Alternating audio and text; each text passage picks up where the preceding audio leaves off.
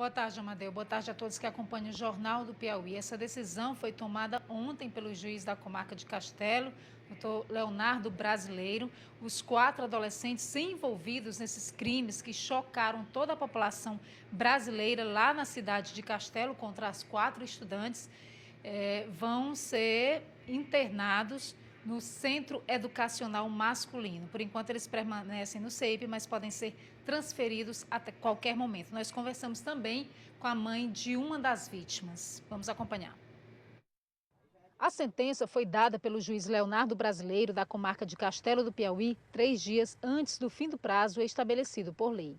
A determinação é de cumprimento de medida socioeducativa no Centro Educacional Masculino, aqui em Teresina, com internação de até 3 anos. O promotor Cesário Cavalcante havia pedido ainda que fossem consideradas associação criminosa e corrupção de menores, mas o juiz entendeu que não caberia imputá-las aos adolescentes. Mas o juiz considerou que os 4 adolescentes participaram de 8 atos infracionais cada um.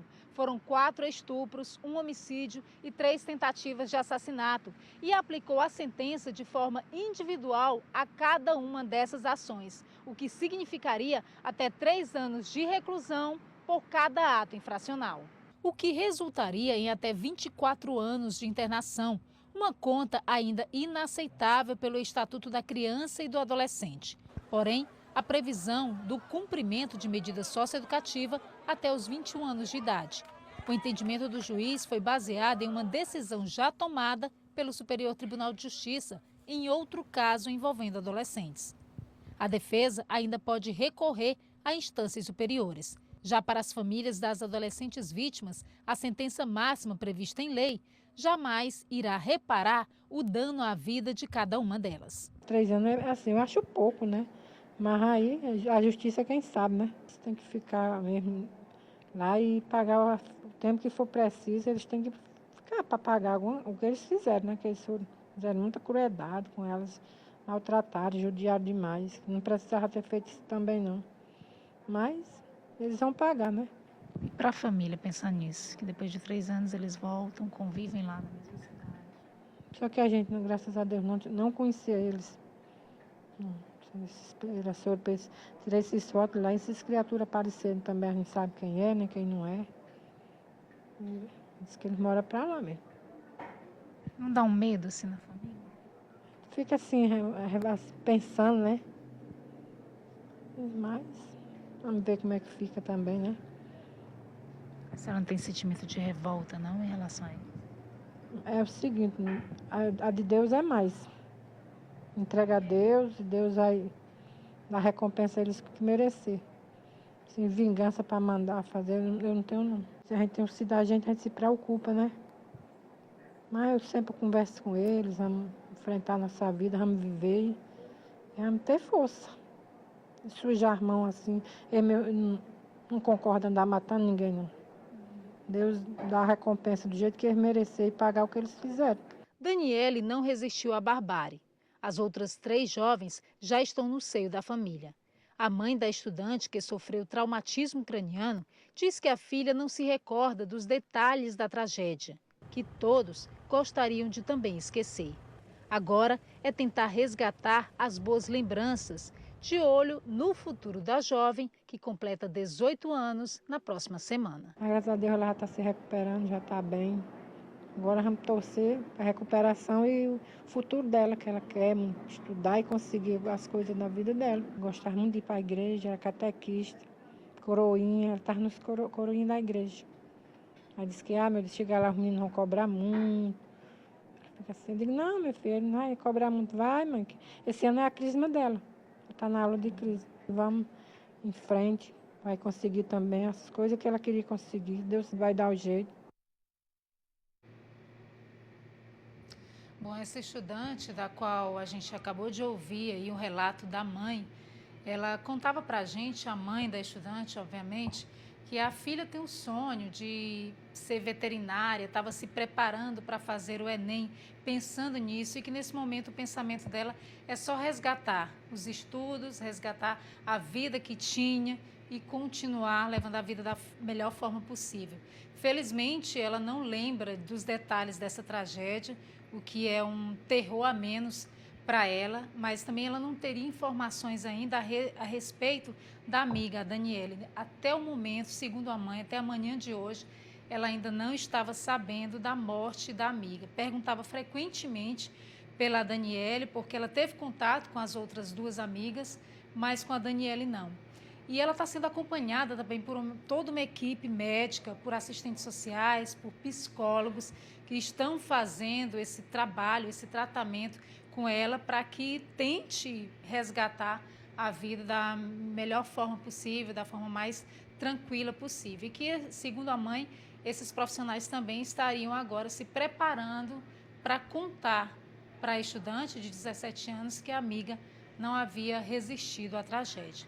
Amadeu, a gente vai conversar também com o Dr. Antônio Lopes, ele que é juiz da 2ª Vara da Infância e da Juventude, que vai dar cumprimento a essa sentença proferida pelo Dr. Leonardo Brasileiro, juiz lá da comarca de Castelo. Tem mais informações para a gente acerca deste assunto. Os adolescentes, por enquanto, eles ainda permanecem lá no CEIP, o Centro Educacional de Internação Provisória. Já há uma previsão para essa transferência para o CEM, doutor Antônio Lopes? Boa tarde.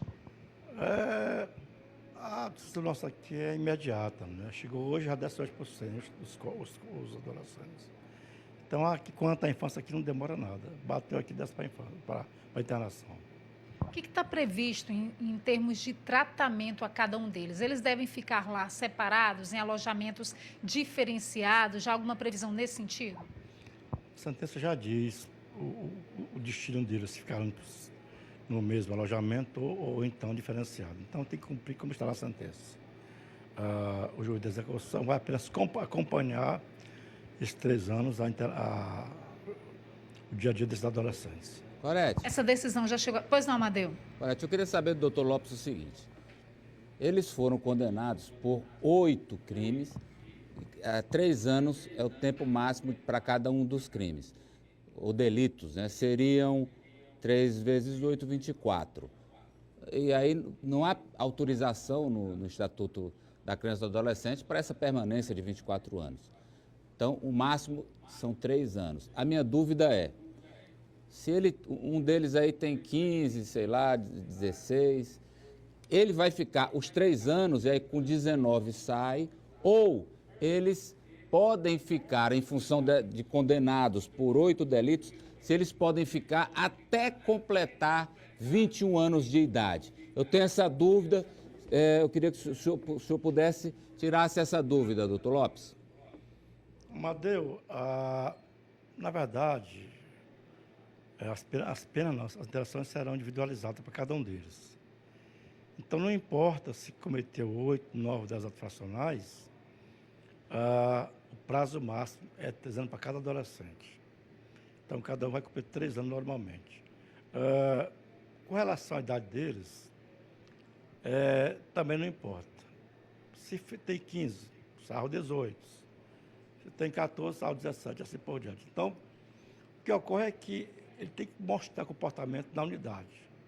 Ser obediente aos educadores, fazer curso, preparar lá concursos profissionalizantes. Enfim, ele vai ter um acompanhamento no dia a dia pela equipe que lá está, onde irá o adolescente. Então, a gente vai avaliar 6 meses, e aí, se puderem perguntar, com 6 meses ele sai, eu digo, não sai. São 3 anos praticamente garantidos, que ficam 3 anos. A liberação compulsória, quer dizer, forçada do juiz, é com 21 anos de idade somente. Agora, por que então... Gorete, desculpa, Gorete. O que o senhor... É esse que ponto aí que eu ainda estou na dúvida aqui, doutor. A liberação compulsória ou obrigatória é quando completa 21 anos. Agora, se esse aí que tem 15, nos 18 ele sai, ou porque ele foi condenado a mais de um crime, ele pode cumprir outros 3 e só sai obrigatoriamente, forçosamente aos 21. Pois é, por mais que ele tenha cometido vários atos fracionais, Amadeu, nós andamos somente, digamos, num ato fracional. Todos eles somados, não importa quantos, só impõem a eles 3 anos de internação. Se, por exemplo, cometesse um crime de estupro, que é um crime gravíssimo, e um latrocínio, que é mais grave ainda, ou de mesma parelha, também 3 anos por cada adolescente. Então, o importante é o seguinte, somente 3 anos para internação, podendo ele depois, no final, se não tiver comportamento, e mais 3 anos na liberdade ou na LA, mas a liberação compulsória só com 21 anos de idade. Então, digamos, eu quando aqui comecei minha vida de juiz aqui há 14 anos, encontrei um caso interessante. Era um carioca, um rapaz do Rio de Janeiro, que tinha aqui 17 anos, 11 meses e 29 dias. Então não tinha ainda 18 anos. Porque se tivesse, seria realmente seria aplicada a lei da justiça comum. Então esse moço ficou aqui, estava para o Rio de Janeiro, fez aqui homicídio, passou aqui somente, ele já chegou aqui perto dos 21 anos de idade, então passou aqui somente um mês. Eu tenho por obrigação liberar 21 anos de idade. Então, esse caso acontece, porque a lei tem essas brechas muito grandes. Por isso que eu acho que o ECA tem que ser modificado, o ECA não atende mais a demanda de infratores, que é violentíssima e que é gravíssima, de modo que eu acho que tem que não só modificar o ECA, como também reduzir essa idade, porque eu tenho plena consciência, eles também têm plena consciência de que faz o ato profissional com consciência que está fazendo a ato, porque não tem punição. Então, esse é que é o mal da lei, é que ele é consciente de que faz o ato profissional e aí tem um privilégio da lei, só 3 anos, comer bem e assim por diante. Então, eu acho que é importante redução da minoridade penal. E outra coisa, acho mais importante, sempre digo onde chego, que o mais importante do que reduzir essa minoridade, que aquele infrator adulto, o imputável, aquele que pode ser aplicado à justiça comum, que ele, utilizando adolescente, ele possa ser apenado com crime hediondo. Aí acho que isso aí seria fundamental. Acabaria muito, reduzir muito esses atos dos adolescentes. Doutor Antônio Lopes, agora, então, nesse caso, não há na prática, não há nenhuma funcionalidade dessa aplicação diferenciada, individualizada para cada um desses atos infracionais. Essa individualização que é base constitucional é apenas no sentido de que todos os 3 anos cada um deles. Dizer que o único pontual aqui são 4 adolescentes, seria então 4 vezes 3, 12, né, no caso, né? Mas não, apenas 3 anos para cada um dos adolescentes. E outra coisa, pode acontecer que nesses 3 anos alguém saia até antes, se tiver comportamento exemplar na unidade. Então aqui a vara da infância, uma vara que não é comum, diferencia muito das varas comuns. Você tem aqui psicólogo para avaliar assistente social, pedagogo e assim por diante. Então aqui são 3 instâncias, a do promotor, do juiz e da equipe técnica, que é esse pessoal que eu falei. A assistente social, psicólogo e assim por diante. São 3 avaliadores. Ô, doutor, tudo bem, tem essa equipe de avaliadores, eles vão lá dizer, teve bom comportamento, melhorou e tal. Mas a decisão é do senhor, não é isso? Para soltar antes de 3 anos, a decisão é do senhor. Eu não estou preso a essas manifestações. Isso acontece também com relação ao promotor. Dá o parecer, o juiz não está vinculado àquele parecer. O juiz tem um arbítrio de decidir a sua maneira, com base nos autos e na lei. E a sua decisão é pelos 3 anos no mínimo?